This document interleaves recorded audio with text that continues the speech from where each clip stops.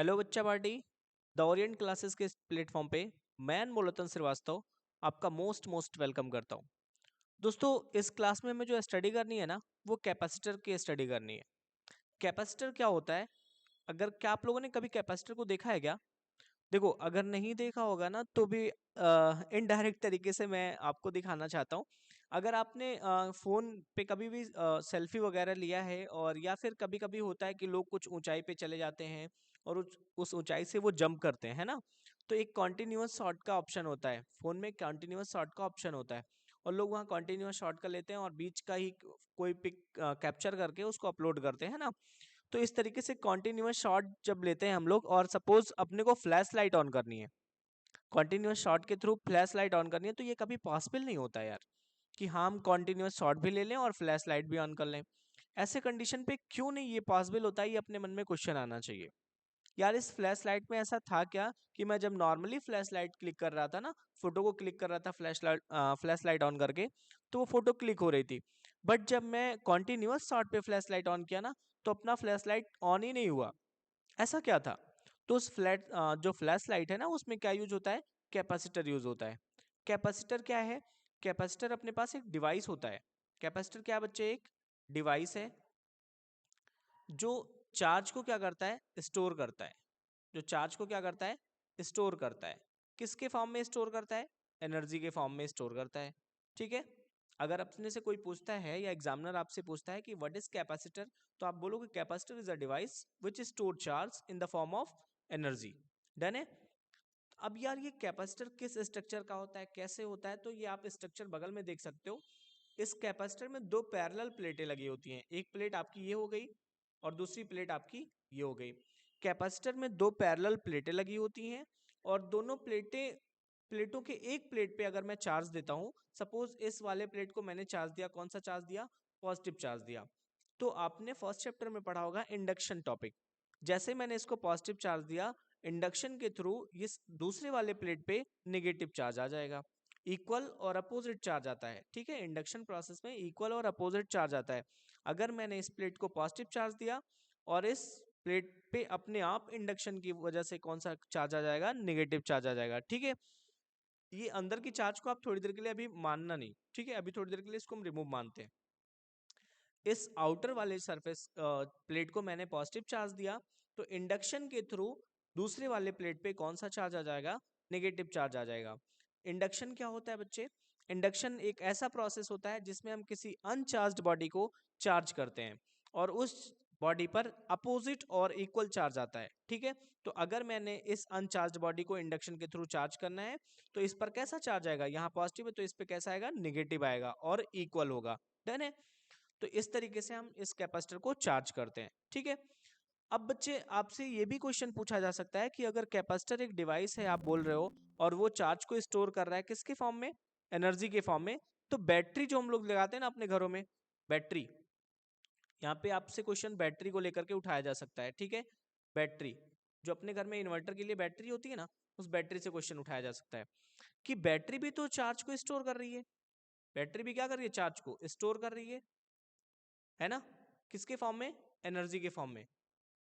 Capacitor भी charge को store कर रहा है और बैटरी भी चार्ज को स्टोर कर रही है। किसके फॉर्म में? एनर्जी के फॉर्म में।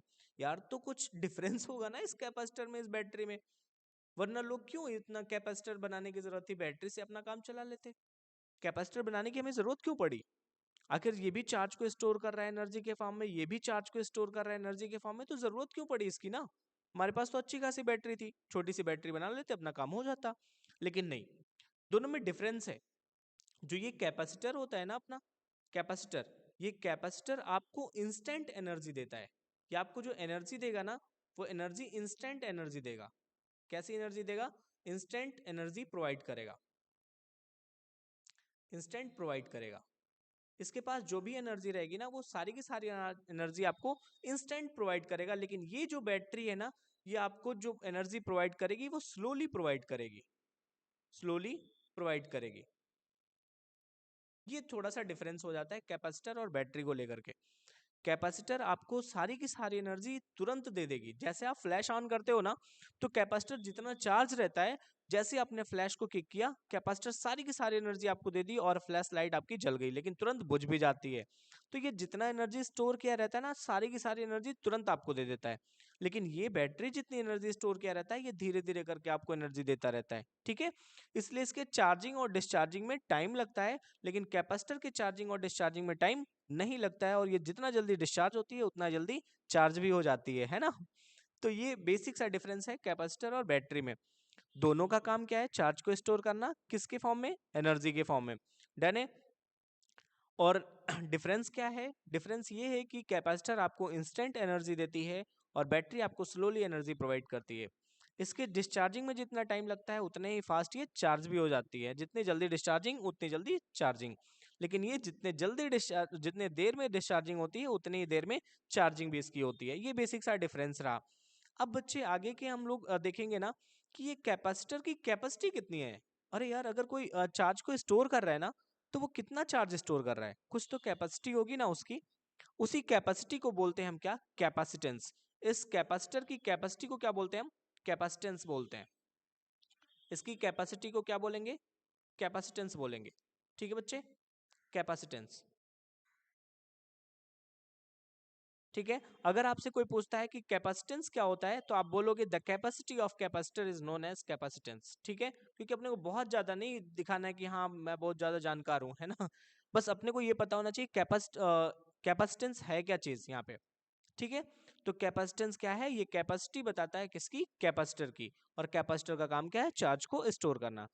कैपेसिटर कितना चार्ज स्टोर कर लेगा, ये कौन बताता है? कैपेसिटेंस बताता है। ठीक है, और कैपेसिटेंस जो होता है ना, ध्यान से देखिएगा, अगर यहाँ पे पॉजिटिव चार्ज है और यहाँ पे नेगेटिव चार्ज है, तो 100% श्योर है इसमें पोटेंशियल डिफरेंस क्रिएट होगा।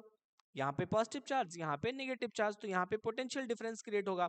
और हमेशा पॉजिटिव साइड पोटेंशियल ज्यादा होता है और नेगेटिव साइड पोटेंशियल कम होता है। ठीक है, तो यहाँ पे पोटेंशियल डिफरेंस जब क्रिएट हुआ, तो पोटेंशियल डिफरेंस की वजह से चार्ज का फ्लो हमेशा नेगेटिव से पॉजिटिव की तरफ हो जाएगा। लो पोटेंशियल से हाई पोटेंशियल की तरफ चार्ज का फ्लो होता है, और हाई पोटेंशियल से लो पोटेंशियल की तरफ करंट का फ्लो होता है। ठीक है, तो इस पोटेंशियल डिफरेंस की वजह से चार्ज का मूवमेंट स्टार्ट हो जाएगा।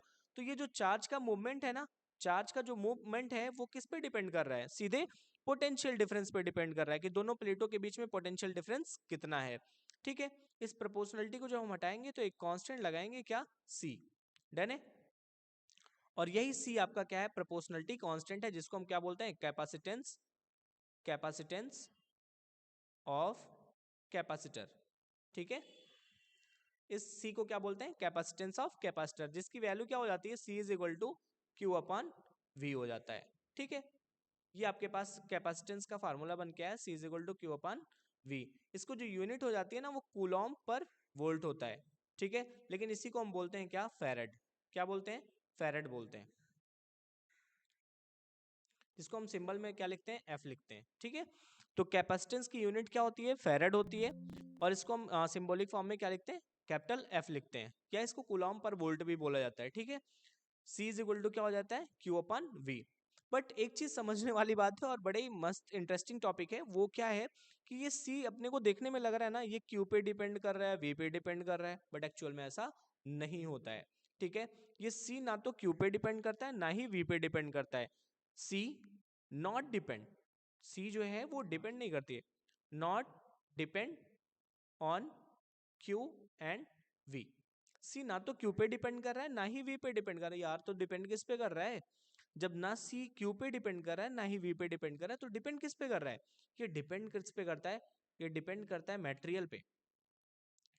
डिपेंड करता है किस पे? ये जो आपने प्लेट बनाया है ना, इस प्लेट के अंदर आपने कौन सा मटेरियल लिया है, कौन सा मीडियम लिया है? इस मटेरियल, इस प्लेट, दोनों प्लेटों के बीच में आपने यहाँ पे कौन सा मीडियम लिया है, उस मीडियम पे डिपेंड करता है। डिपेंड करता है किस पे? मीडियम पे।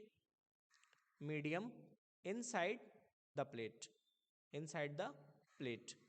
प्लेट के अंदर आपने कौन सा मीडियम लिया है उस पे डिपेंड करता है। साथ ही साथ डायमेंशन ऑफ प्लेट पे डिपेंड करता है।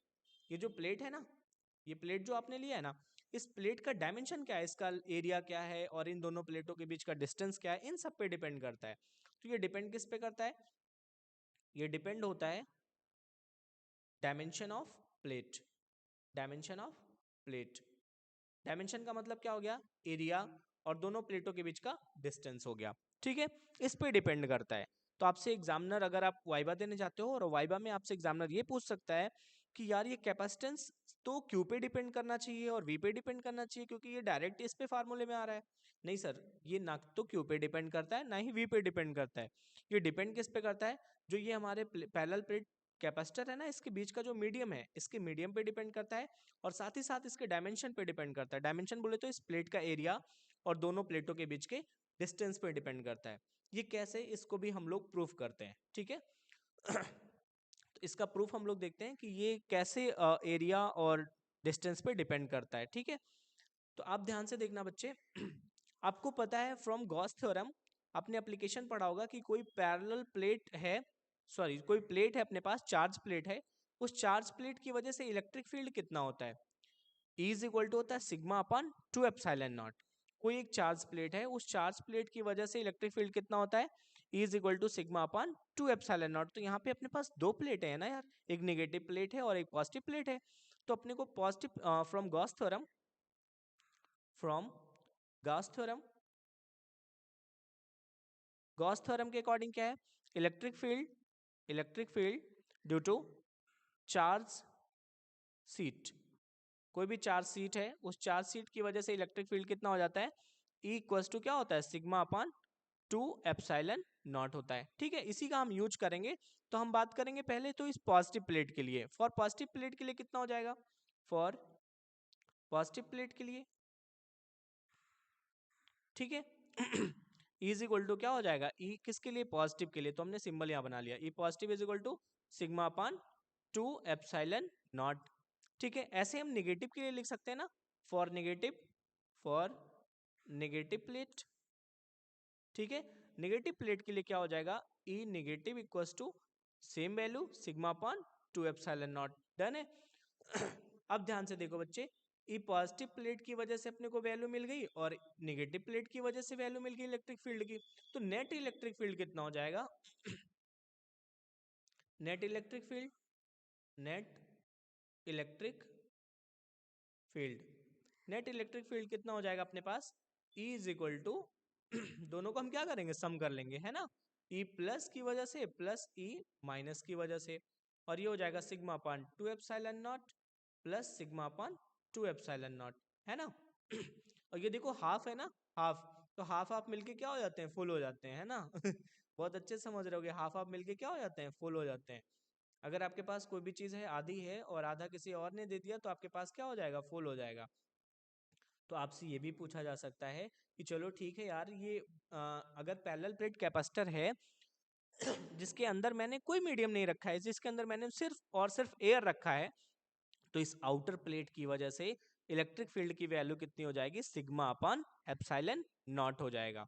ठीक है, but sigma is equal to क्या होता है, सिग्मा आपको पता है ना, ये क्या होता है, चार्ज डेंसिटी होता है, सरफेस चार्ज डेंसिटी होता है। ठीक है, तो आप जानते हो since sigma is equal to क्या होता है, Q upon A, sigma equals to क्या होता है, क्यू अपान ए होता है। ठीक है, तो इस सिग्मा इस की वैल्यू मैंने यहाँ पे पुट करी तो अपने को इलेक्ट्रिक फील्ड क्या मिल जाएगा, A is equal to Q upon A epsilon naught हो जाएगा। ठीक है, इसको हमने नाम दे दिया इक्वेशन 1। अब आपको पता है इलेक्ट्रिक फील्ड और पोटेंशियल में क्या रिलेशन होता है, ध्यान से देखो, यहाँ पे हम लोग डेराइव कर लेते हैं। V इज इक्वल टू क्या होता है, के क्यू अपान आर होता है। ठीक है, और E इज इक्वल टू क्या होता है, के क्यू अपान आर स्क्वायर होता है। ठीक है, अगर मैं इसमें R से मल्टीप्लाई कर दूं और यहाँ पे R से मल्टीप्लाई कर दूं तो एक R और एक R कैंसिल हो जाएगा, तो अपने को यहाँ पे हम क्या लिख सकते हैं, V, और यहाँ पे रिलेशन हो जाएगा V is equal to E into R. मतलब अगर मैं इलेक्ट्रिक फील्ड में लेंथ से मल्टीप्लाई कर दूं ना, तो वो अपना क्या बन जाता है, पोटेंशियल बन जाता है। और इसी क्या नाम है, V बाई आर को हम क्या बोलते हैं, पोटेंशियल ग्रेडियंट बोलते हैं। ठीक है, तो ये खैर बात की बात है, इससे अपने को कोई लेना देना नहीं है। यहाँ पे अपने को बस इतना समझना है कि अगर मैंने इलेक्ट्रिक फील्ड में लेंथ से मल्टीप्लाई कर दिया तो अपने पास क्या मिल जाएगा, वोल्टेज मिल जाएगा। डन है, तो यहाँ पे मैंने लेंथ, यहाँ पे कौन है, दोनों प्लेटों के बीच का डिस्टेंस ही क्या है, लेंथ है। ठीक है, ये प्लेट और ये प्लेट के बीच का जो डिस्टेंस है इसी को क्या बोलेंगे, लेंथ। और ये डिस्टेंस हमने लेट कर लिया, कितना है, ये डिस्टेंस हमने लेट कर लिया डी है, स्मॉल डी है। ठीक है, तो इस इलेक्ट्रिक फील्ड में अगर मैंने डी से मल्टीप्लाई कर दिया तो अपने को क्या मिल जाएगा, पोटेंशियल मिल जाएगा। तो हमने दोनों साइड क्या कर दिया, डी से मल्टीप्लाई कर दिया। D into capital E equals to क्या हो जाएगा, Q into D upon A epsilon naught हो जाएगा। और इसको मैं लिख सकता हूँ वी, और वी इज इक्वल टू क्या हो जाएगा, Q into D upon A epsilon naught हो जाएगा। अब यार अपने को कैपेसिटर का फार्मूला देखना है, तो कैपेसिटर का फार्मूला आपको पता है, सी इज इक्वल टू क्या होता है, क्यू अपॉन वी। और यहाँ से हमने वैल्यू निकाला, तो सी इज इक्वल टू क्या हो जाएगा, क्यू अपॉन वी से, from C is equal to Q upon V से, तो सी इज इक्वल टू क्या हो जाएगा, क्यू अपॉन, ध्यान से देखिएगा, वी की वैल्यू मैंने पुट करा, क्यू इंटू डी अपान क्या हो जाएगा, ए इंटू एप्सिलॉन नॉट। तो यहाँ से C इज इक्वल टू क्या हो जाएगा, Q से Q आपका कैंसिल हो जाएगा, और ए एप्सिलॉन नॉट ऊपर हो गया और D नीचे हो गया।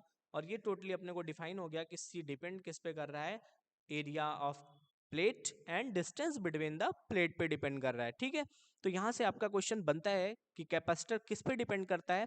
कैपेसिटर चार्ज के जो प्लेट हैं उन प्लेट के एरिया पे डिपेंड करता है, साथ ही साथ दोनों प्लेटों के बीच के डिस्टेंस पे भी डिपेंड करता है। ठीक है, बाकी ना तो कैपेसिटर क्यू पे डिपेंड कर रहा है, ना ही सी पे डिपेंड करता है। ठीक है, ये आपका डेरिवेशन रहा है। आई थिंक आपको ये चीजें समझ में आई होंगी कि सी कैसे किस तरीके से एरिया ऑफ प्लेट और प्लेटों के बीच के डिस्टेंस पे डिपेंड कर रहा है।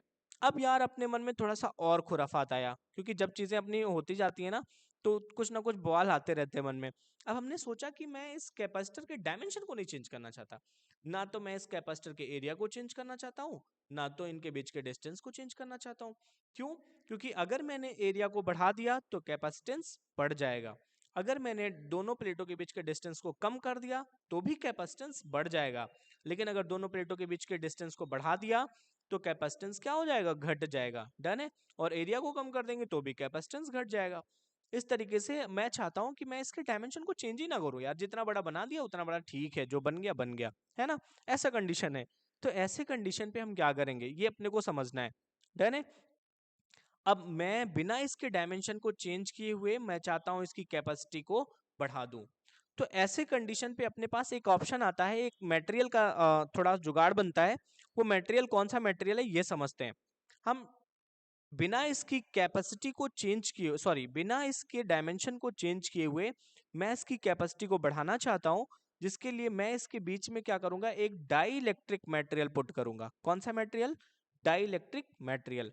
तो सबसे पहले आप समझते हैं कि डाई इलेक्ट्रिक मटेरियल क्या है यार, है ना, क्योंकि डाइलेक्ट्रिक मटेरियल अगर आप बोलते हो एग्जामिनर से कि यार सर डाइलेक्ट्रिक मटेरियल मैं इसमें ऐड करूंगा, तो बोलेगा डाइलेक्ट्रिक मटेरियल क्या है। अब डाइलेक्ट्रिक मटेरियल अपने को समझाना है। ठीक है, तो सबसे पहले हम समझते हैं डाइलेक्ट्रिक मटेरियल क्या है। ध्यान से देखिएगा, डाइलेक्ट्रिक मटेरियल, डाइलेक्ट्रिक मटेरियल, ये डाइलेक्ट्रिक मटेरियल क्या है ये समझते हैं। ये लाइक इंसुलेटर होता है। डाइलेक्ट्रिक मटेरियल जो होता है ना, ये लाइक इंसुलेटर होता है, बट ये एक्चुअल में इंसुलेटर नहीं होता है, क्योंकि इसकी जो प्रॉपर्टी होती है वो इंसुलेटर से अलग होती है।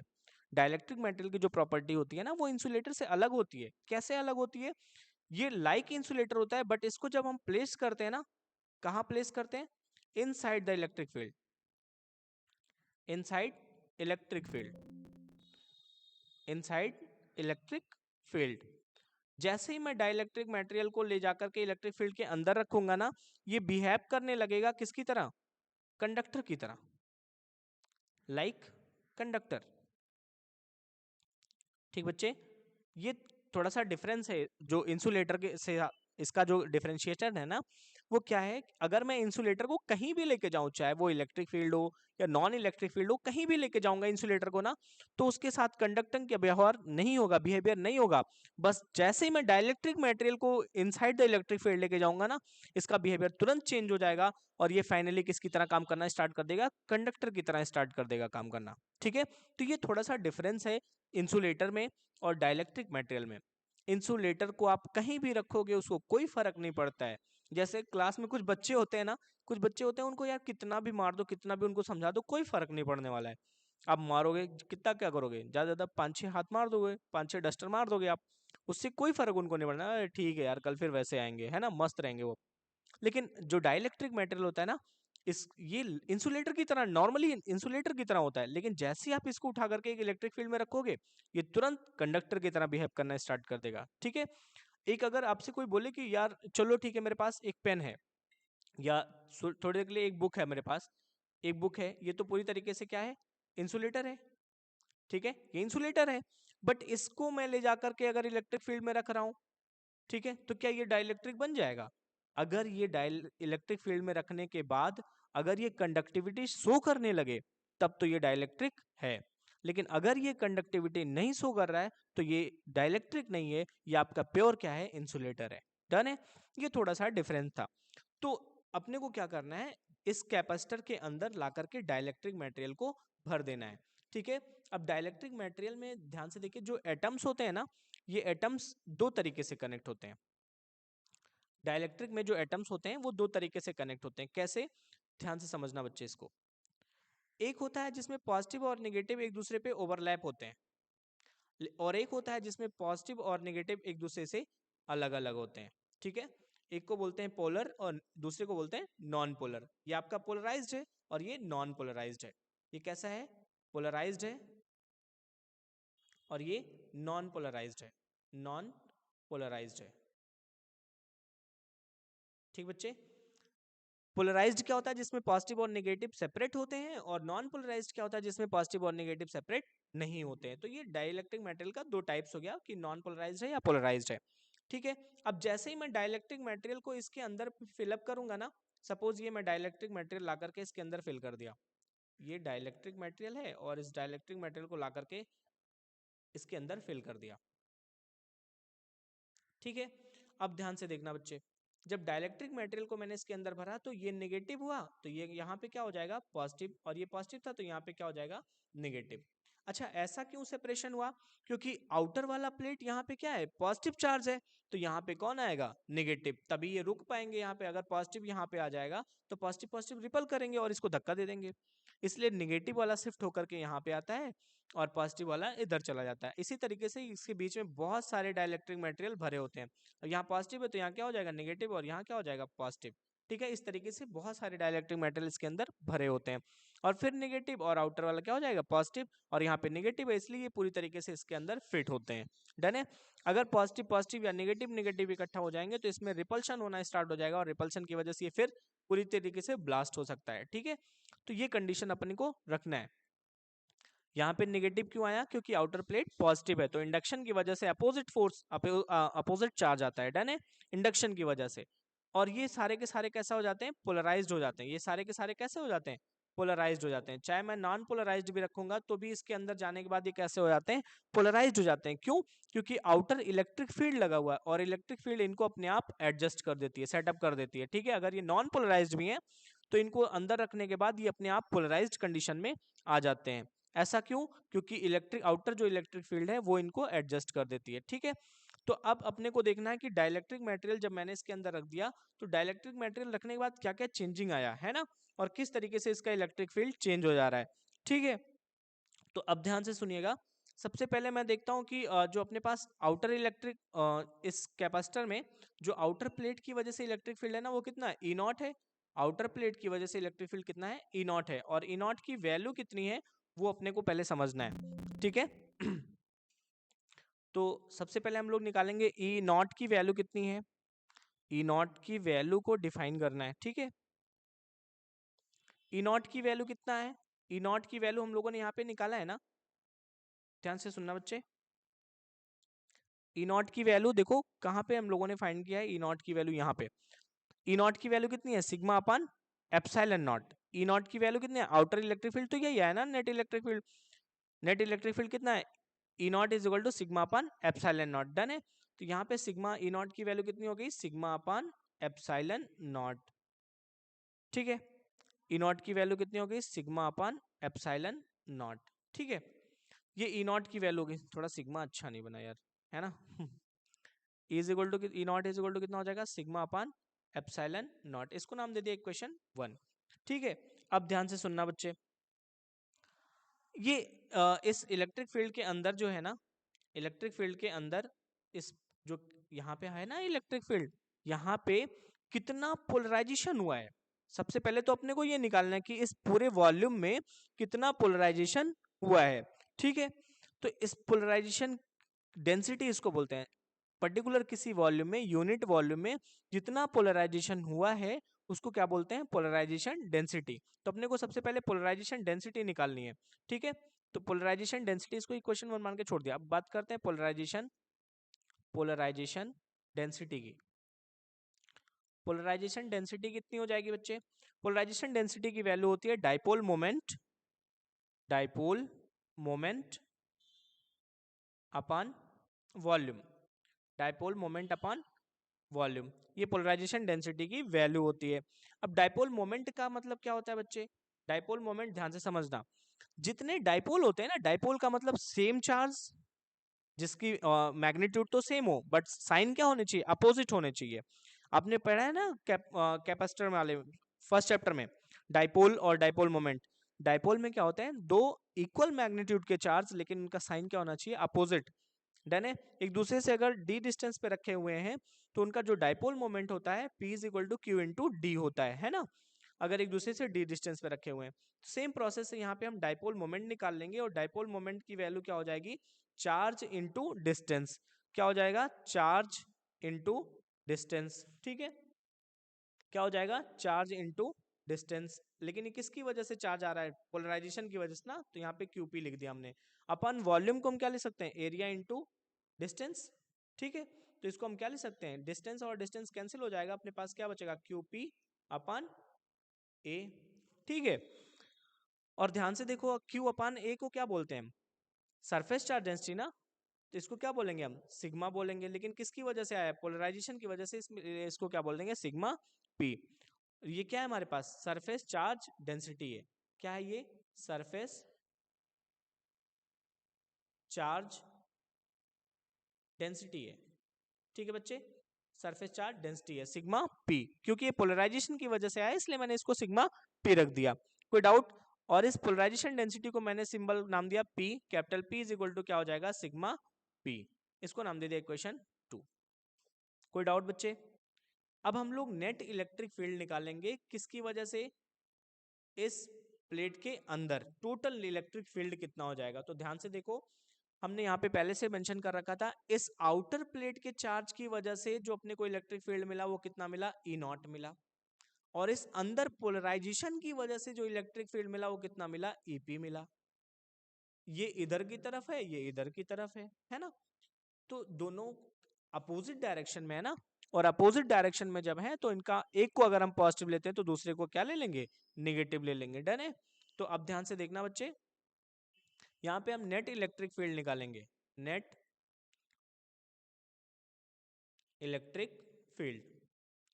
नेट इलेक्ट्रिक फील्ड, अरे नेट इलेक्ट्रिक फील्ड कितना हो जाएगा, net electric field is equal to क्या हो जाएगा, ई आउटर का प्लस ई पोलराइजेशन का।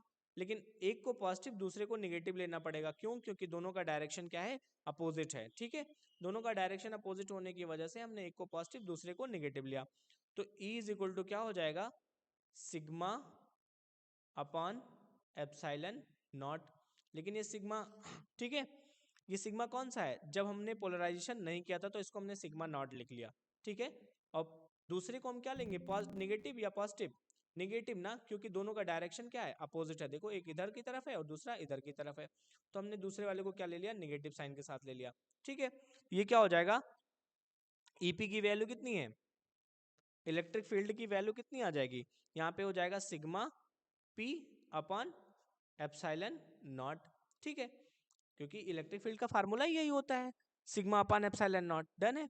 तो नेट इलेक्ट्रिक फील्ड अपने पास कुछ इस तरीके से आ जाएगा, E इज इक्वल टू, देखो ध्यान से यहाँ पे 1 अपॉन एप्सिलॉन नॉट कॉमन है ना, तो 1 अपॉन एप्सिलॉन नॉट को मैंने कॉमन ले लिया और अपने पास बचेगा क्या, sigma naught minus sigma P, ठीक है। और सिग्मा पी को मैं लिख क्या सकता हूँ, पी लिख सकता हूँ ना।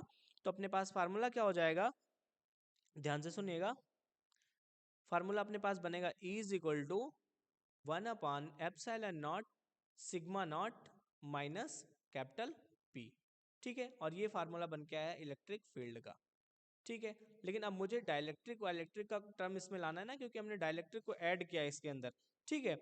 तो उस टर्म को हम लोग यहाँ पे एक्सप्लेन करेंगे। अब ध्यान से देखना बच्चे, इस सिग्मा नॉट को मैंने इधर ट्रांसफर करके इसमें मल्टीप्लाई किया, तो क्या हो जाएगा, epsilon not into capital E, ठीक है, इक्वल्स टू क्या हो जाएगा, सिग्मा नॉट माइनस पी हो जाएगा। ठीक है, यहां से मैं लिख सकता हूं कि ये जो पी है ना, ये पी जो है, ये एप्सिलॉन नॉट भी कॉमन है, सिग्मा नॉट भी कॉमन है। तो पी डिपेंड किस पे कर रहा है? डायरेक्ट इलेक्ट्रिक फील्ड पे ना। पी डिपेंड किस पे कर रहा है? जो बाहर का इलेक्ट्रिक फील्ड है, नेट इलेक्ट्रिक फील्ड है ना, उस पे डिपेंड कर रहा है। तो पी डिपेंड ऑन किस पे डिपेंड कर रहा है? इलेक्ट्रिक फील्ड पे डिपेंड कर रहा है। डन है। और इसको नाम दे दिया हमने इक्वेशन 3। ठीक है, पी जो डिपेंड कर रहा है वो किस पे डिपेंड कर रहा है? ई पे डिपेंड कर रहा है। ई क्या अपना इलेक्ट्रिक फील्ड है। प्रोपोर्शनलिटी हटाएंगे, एक कांस्टेंट लगाएंगे, और कांस्टेंट हमने क्या लगाया? प्रोपोर्शनलिटी हमने हटाया और एक कांस्टेंट क्या लगाया? एक्स साई ई। ठीक है, क्या लगाया हमने constant? Sai E epsilon not. ये दो कांस्टेंट हमने लगाए यहाँ पे, और अपने पास क्या हो गया? ई हो गया। ठीक है, ये दोनों क्या है? कांस्टेंट है। साई ई और ई क्या है? कांस्टेंट है। इसको मैं थोड़ा हाईलाइट कर दूं, ध्यान से समझिएगा। ये दोनों क्या है? अपने पास कांस्टेंट है, कांस्टेंट है। ठीक है, जहां पे where where chi E is, क्या होता है? इसको क्या बोलते हैं? स्काई को क्या बोलते हैं? डाइलेक्ट्रिक ससेप्टिबिलिटी बोलते हैं। इसको क्या बोलते हैं? डाइलेक्ट्रिक डाइलेक्ट्रिक ससेप्टिबिलिटी बोलते हैं। ठीक बच्चे, स्काई को क्या बोलते हैं? Dielectric susceptibility. ये किस चीज को एक्सप्लेन करता है? ये मीडियम के नेचर को एक्सप्लेन करता है। ठीक है, ये एक्सप्लेन किसको करता है?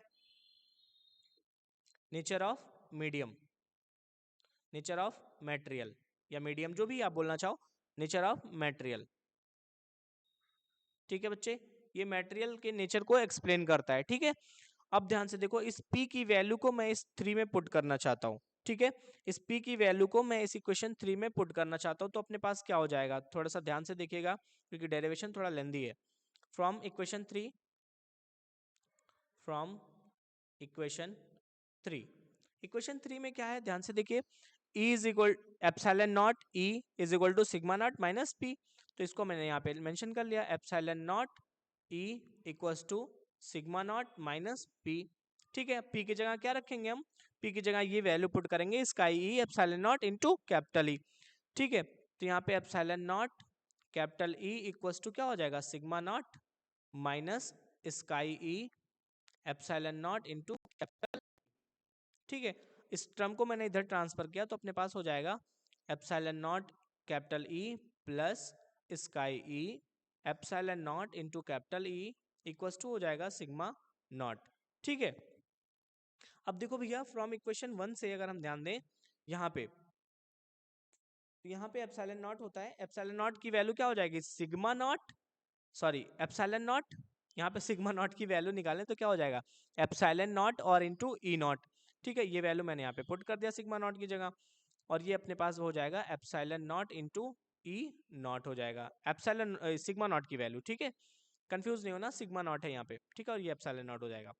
अब यहाँ पे ध्यान से देखिएगा बच्चे, इसमें आपको क्या कॉमन दिख रहा है? एप्सिलॉन नॉट ई कॉमन दिख रहा है ना, तो यहाँ पे हमने एप्सिलॉन नॉट ई कॉमन ले लिया, और अपने पास बचेगा क्या? 1 प्लस स्काई ई। ठीक है, इक्वल्स टू क्या हो जाएगा? Epsilon naught into E not हो जाएगा। ठीक है, इतना समझ में आया कि नहीं आया? अब ध्यान से देखिएगा, ये हम लोगों ने यहाँ पे इस चीज को एडजस्ट किया। ठीक है, अब आपको पता है, since since E is equal to क्या होता है? एप्सिलॉन इज इक्वल टू क्या होता है? एप्सिलॉन इज इक्वल टू क्या होता है? एप्सिलॉन नॉट 1 प्लस स्काई ई होता है। ठीक है, ये एप्सिलॉन की वैल्यू होती है। ठीक है, एप्सिलॉन नॉट 1 प्लस स्काई, तो इस वैल्यू को मैं यहाँ पे पुट कर सकता हूँ, और अपने पास क्या हो जाएगा? इसको नाम देते हैं इक्वेशन 4। फ्रॉम 4 से, फ्रॉम इक्वेशन 4 से ये क्या हो जाएगा? यहाँ पे epsilon into capital E equals to क्या हो जाएगा? Epsilon naught into E naught. तो यहाँ से जो अपने को इलेक्ट्रिक फील्ड की वैल्यू ई आ जाएगी ना, वो क्या हो जाएगी? Epsilon naught E naught upon epsilon. ठीक है, अब इसको थोड़ा सा और एडजस्ट करते हैं। ई इज इक्वल टू क्या हो जाएगा फाइनली अपने पास? ई नॉट अपॉन एप्सिलॉन नॉट। ठीक है, एप्सिलॉन अपॉन एप्सिलॉन नॉट, और इस एप्सिलॉन अपॉन एप्सिलॉन नॉट को क्या बोलते हैं? के। ठीक है, since epsilon upon epsilon not को क्या बोलते हैं हम? के बोलते हैं। के क्या होता है? डाइलेक्ट्रिक कांस्टेंट होता है। क्या होता है के? डाइलेक्ट्रिक कांस्टेंट होता है, डाइलेक्ट्रिक कांस्टेंट होता है, ठीक है, कांस्टेंट होता है। तो अब इस वैल्यू को मैंने यहाँ पे पुट कर दिया, तो E इज इक्वल टू क्या हो जाएगा अपने पास फाइनली, ई नॉट अपॉन के। अब ध्यान से देखना बच्चे, थोड़ा सा यहाँ पे समझने वाली बात ये है कि अगर मैंने डाइलेक्ट्रिक कांस्टेंट की वैल्यू ज़्यादा रखी है, ठीक है, तो ये इलेक्ट्रिक फील्ड क्या हो जाएगा, कम हो जाएगा। और इलेक्ट्रिक फील्ड जब कम हुआ तो इसका मतलब क्या, इस चार्ज के अंदर मैं और ज़्यादा इलेक्ट्रिक फील्ड बढ़ा सकता हूँ। बढ़ा सकता हूँ का मतलब और ज़्यादा चार्ज को मैं ला करके स्टोर कर सकता हूँ, ठीक है। तो इस तरीके से डाइलेक्ट्रिक कांस्टेंट की वैल्यू बढ़ाने से अंदर का इलेक्ट्रिक फील्ड कम हो जाएगा, और इलेक्ट्रिक फील्ड जब कम होगा तो मैं उसमें और भी ज़्यादा चार्ज को स्टोर कर सकता हूँ। और इस तरीके से हम लोगों ने कैपेसिटर के बिना डायमेंशन को बढ़ाए हुए हम लोग उसकी कैपेसिटी को क्या कर सकते हैं, बढ़ा सकते हैं। अब आपके पास कंडीशन दे दिया जाता है कि अगर मैंने इसकी थिकनेस वगैरह को चेंज कर दिया तो वीडियो बहुत लंबी हो जाएगी बच्चे, इसलिए उसको हम लोग नेक्स्ट वीडियो में रखते हैं, ठीक है। अभी के लिए हम लोगों ने ये डेराइव किया कि अगर मैंने डाइलेक्ट्रिक मटेरियल को अंदर फिलअप किया तो फिलअप करने के बाद अपना जो नेट इलेक्ट्रिक फील्ड बनेगा वो कम हो जाएगा। और कम हो जाएगा इसका मतलब क्या, कि मैं उसमें और ज़्यादा चार्ज इंक्लूड कर सकता हूँ, ठीक है। तो एक बार जल्दी से हम लोग वीडियो को रिकॉल करते हैं और समझते हुए फिर नेक्स्ट वीडियो में हम लोग समझेंगे कि अगर मैंने कोई डायलेक्ट्रिक रखा है टी थिकनेस की, उसकी हाइट वाइट थिकनेस वगैरह है, तो क्या चेंजिंग होगा उस चीज़ को स्टडी करेंगे। अभी जल्दी से हम रिकॉल करते हैं इसको, ध्यान से समझिएगा बच्चे। थोड़ा सा वीडियो लेंदी हो गया है बट कोई नहीं, आपको समझ में आ जाएगा। कैपेसिटर क्या होता है, कैपेसिटर एक डिवाइस है जिसका काम होता है चार्ज को स्टोर करना, किसके फॉर्म में, एनर्जी के फॉर्म में, ठीक है। कैपेसिटर आपको इंस्टेंट जो है एनर्जी प्रोवाइड करती है, इंस्टेंट एनर्जी प्रोवाइड करती है, जबकि बैटरी जो होती है इसका भी काम होता है चार्ज को स्टोर करना, किसके फॉर्म में, एनर्जी के फॉर्म में, लेकिन ये आपको स्लोली एनर्जी प्रोवाइड करती है। कैपेसिटेंस क्या होता है, कैपेसिटेंस कैपेसिटी को एक्सप्लेन करता है, किसके, कैपेसिटर के। इसमें अपने पास दो पैरेलल प्लेटें हैं, दोनों प्लेटों के बीच का डिस्टेंस d है, और इसके आउटर की वजह से इस एक को मैंने चार्ज दिया तो इंडक्शन की वजह से दूसरे पे चार्ज आ गया, और इसका जो आउटर वाला इलेक्ट्रिक फील्ड है वो कितना है, ई नॉट है, ठीक है। और इनर का जो इलेक्ट्रिक फील्ड हुआ जब इसके अंदर मैंने डाइलेक्ट्रिक मटेरियल भरा तो इनर का इलेक्ट्रिक फील्ड कितना हो गया, ईपी हो गया, ठीक है। अब हम लोगों ने इस कैपेसिटर की कैपेसिटी को डिफाइन किया जिसकी वैल्यू क्या मिली, C is equal to Q upon V मिल गई। बट हम लोगों ने यहाँ पे देखा ना कि इस कैपेसिटर का जो कैपेसिटेंस है ये डिपेंड नहीं कर रहा है ना तो Q पे ना तो V पे डिपेंड कर रहा है, बस डिपेंड किस पे कर रहा है कि अंदर कौन सा मीडियम मैंने भरा हुआ है और इसके एरिया और दोनों प्लेटों के बीच के डिस्टेंस पे डिपेंड कर रहा है, ठीक है। उसके बाद हम लोगों ने ये चीज़ को डेराइव किया कि कैपेसिटर का कैपेसिटेंस जो होता है वो किस तरीके से एरिया और डिस्टेंस पे डिपेंड कर रहा है। फिर हम लोगों ने क्या किया, हम लोगों ने ये सोचा ना कि इसके बिना डायमेंशन को चेंज किए हुए हम इसके कैपेसिटी को बढ़ा देते हैं। और कैपेसिटी को बढ़ाने के लिए हमने एक ऐसे मटेरियल का सिलेक्शन किया जो क्या कर रहे हैं, इसके प्लेटों के बीच में फिल कर रहे थे, ठीक है। और वो मटेरियल कौन सा था, डाइलेक्ट्रिक मटेरियल था। डाइलेक्ट्रिक मटेरियल लाइक इंसुलेटर होते हैं बट ये एक्चुअल में इंसुलेटर नहीं होते हैं। जब इनको हम इलेक्ट्रिक फील्ड के अंदर रखते हैं तो ये कंडक्टर की तरह बिहेव करना स्टार्ट कर देते हैं, ठीक है। उसके बाद में हम लोगों ने देखा कि डाइलेक्ट्रिक मटेरियल को जब इसके अंदर भरा हमने तो हमें किस तरीके से हमारा जो नेट इलेक्ट्रिक फील्ड था वो कम हो गया। और जब नेट इलेक्ट्रिक फील्ड अपने पास कम हो गया तो नेट इलेक्ट्रिक फील्ड कम होने के कंडीशन में क्या हो गया, इसमें हम और भी ज़्यादा इलेक्ट्रिक फील्ड भर सकते हैं। अगर नेट इलेक्ट्रिक फील्ड कम हो गया तो मतलब इसमें हम और भी इलेक्ट्रिक फील्ड डाल सकते हैं, मतलब और भी चार्ज ज़्यादा स्टोर कर सकते हैं, ठीक है। तो इस तरीके से आप देख रहे हो कि यहाँ पे हम किस तरीके से कैपेसिटर की कैपेसिटी को बिना डायमेंशन चेंज किए हुए बढ़ा सकते हैं, ठीक है। नेक्स्ट वीडियो में हम लोग थिकनेस की बात करेंगे कि डाइलेक्ट्रिक का थिकनेस क्या होना चाहिए, ये सारी चीज़ें, ठीक है। ऐसे ही वीडियोस को देखने के लिए बच्चों आप चैनल को सब्सक्राइब करो, वीडियो को लाइक करो और जल्दी से ज़्यादा आप शेयर कर दो, ठीक है। Thank you.